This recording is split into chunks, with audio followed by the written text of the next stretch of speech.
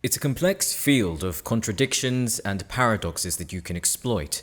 The influence of poetry is never summarized by a few words. It seeps into its very foundation. But it also pulls from your own ideologies, whether you're aware of this or not. And so poems are always subjective in writing, just as they are in interpretation. And time can also change it because of shifts in the dominant societal culture. Now, when these contradictions occur, in theory, you need to understand the breadth of obvious persuasion versus rooted ideology. So, the next poem I would like you to analyze is If by Rudyard Kipling. It's already uploaded onto Moodle, so give it a read.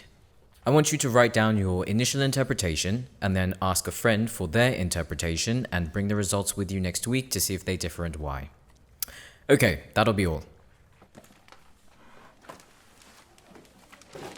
Oh, could you stay behind to help for a moment? I need another pair of hands to take these to my office. How's your studies going so far? Good. How's the new module? Poetry is definitely a sharp change from 12th century literature. Yes. There'll be a lot more chances to explore creativity in the coming weeks. I don't know if you saw on Moodle, but there will be one week where I ask each of you to anonymously submit a poem that we can dissect in the lesson after to see if any subconscious ideologies spring forth. They will also remain anonymous, so even though we'll be speculating as a class, we'll never know the truth, which I think is needed for something like poetry. Have I? I've written some poems.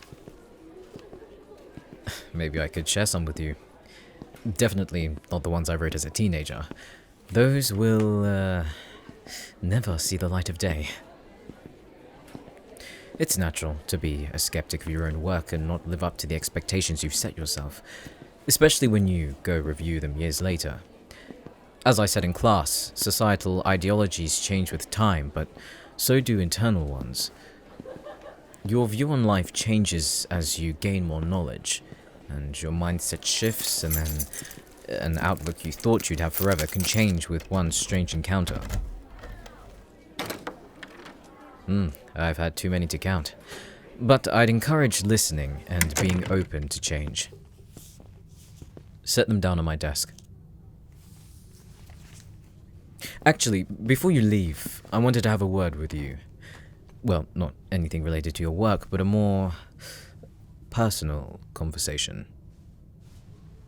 Since the last time we spoke here, I've noticed that, you've been hanging out a lot with that friend of yours. You frequently sit next to them too now.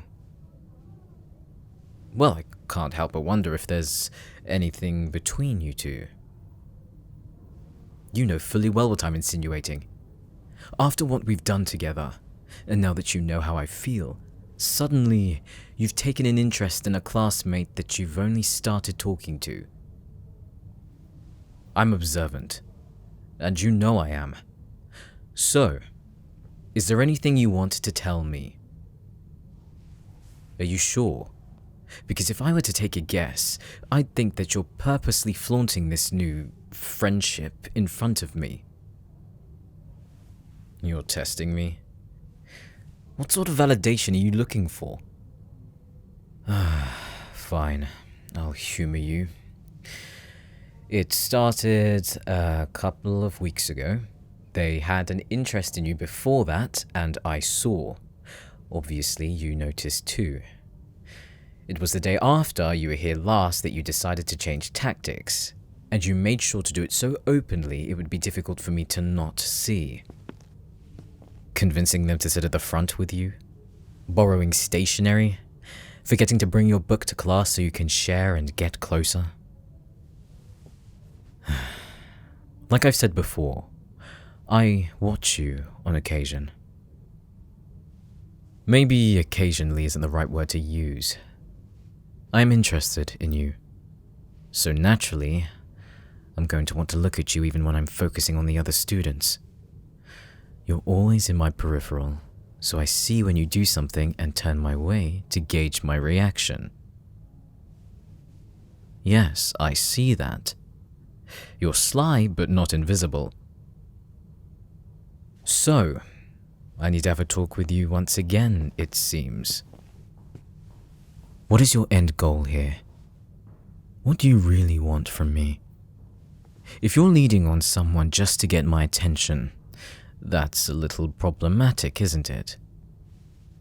Or are you just having fun? How do I know you're not doing the same to me and just seeing where the chips fall? Ah, so you do like me. But I think you should let your friend know that you have no intention of building a relationship with them. It'll only prove to hurt them further down the road once they realize what you've been doing. You know exactly what. You say you like me. What if I offered for you to be with me? Surprised? I'm sure we can make it work.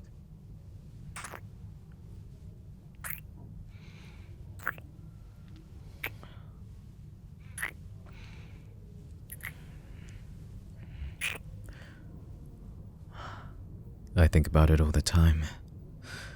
Don't you? There's a version of this that doesn't go our way. But there's also one where we have a chance to make something out of it. Every day I think about you. When I'm home, I wonder what you're doing, if you're studying well, eating well. Sometimes you're in my thoughts more than anything else. And I'm starting to understand what it really means. That this is not just a fling or a curiosity for me. Here. Can you feel it? How fast my heartbeat is.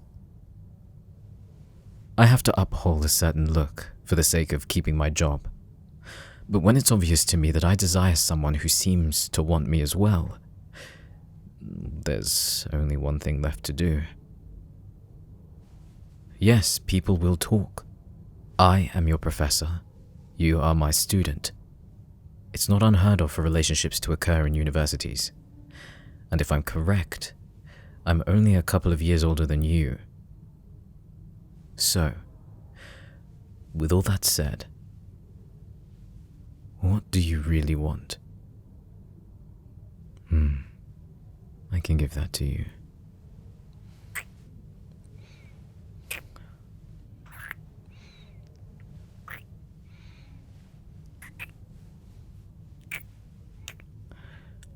But you need to break it off with your friend.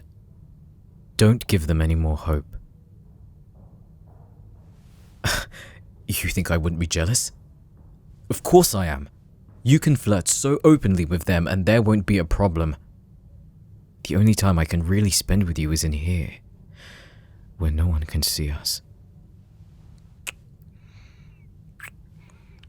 Teaching is the best part of my day.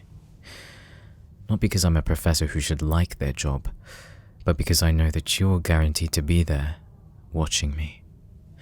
So the fact that your attention suddenly shifted to someone else is annoying. If you truly like me, then don't look at anyone else the way you look at me. During class or outside of it, you can hang around with others as much as you like, but I'm losing out on that. Not anymore.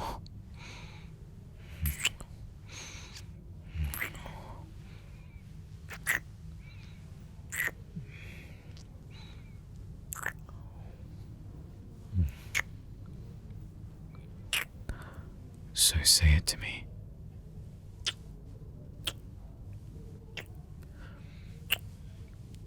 Say that you want to be with me. And you will.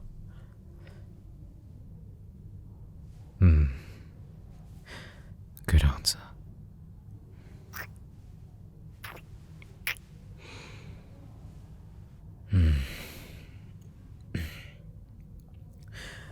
There's a museum that I'm thinking of visiting in a couple of weeks, and I was wondering if you'd like to join me. I'm writing another thesis. It's strictly a hobby at this point, but I wouldn't say no to having another mind there. I've heard there's a new exhibition opening and I'm eager to see it. We could go at the weekend, so no using university hours. I've accidentally bumped into plenty of students outside classes, so it's not uncommon. And something tells me you'll like the exhibits. I want to be there when you experience them. Good. Well then, it's a secret date. I'm looking forward to it. In the meantime, I'll see you in class tomorrow.